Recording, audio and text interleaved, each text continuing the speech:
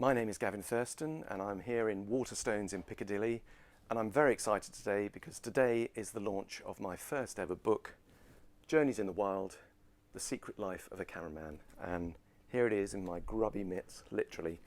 I've been trying to write this book for about 13 years, and finally Orion Books got in touch with me, gave me a contract, and this is the result.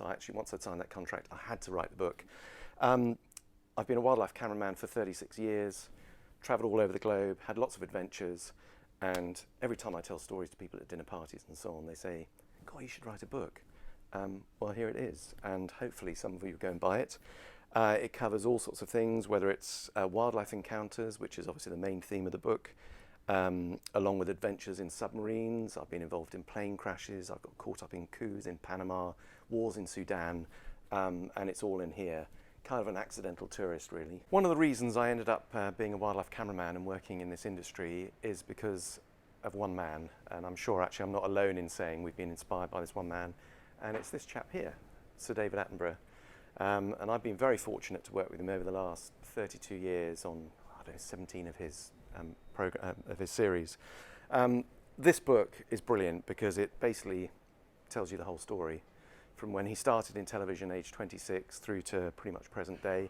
I've heard a lot of the stories firsthand, but also they're all written down in here.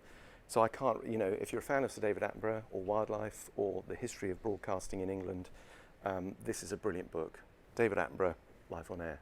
Through my career, I've been very fortunate to travel the globe and see all sorts of amazing things and countries and habitats and so on. One man who did it many, many years ago is William Dampier. And this is a brilliant book all about his life. It was written by Diana and Michael Preston. They collated all the history and documents and so on and put it together in one neat book. This was actually recommended to me to read by Sir David Attenborough. Basically set in the 17th century, William Dampier got on board ships and he travelled around partly as a kind of pirate, ransacking other ships and stealing stuff, which isn't the great thing.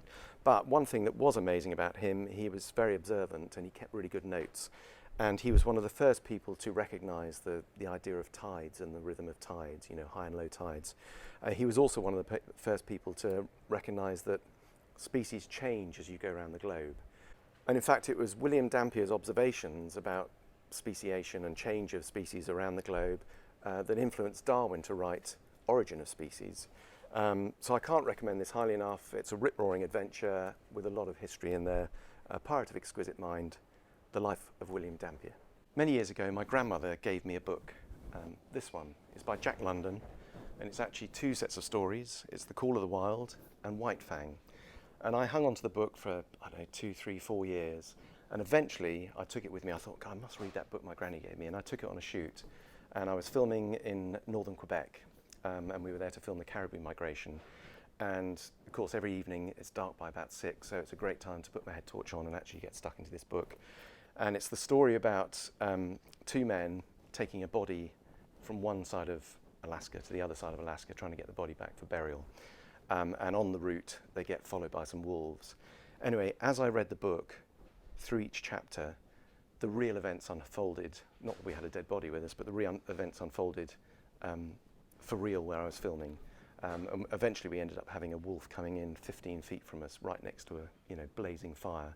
But it's a really good read. It's an absolute classic. I can't recommend it highly enough. Jack London, The Call of the Wild, and particularly White Fang.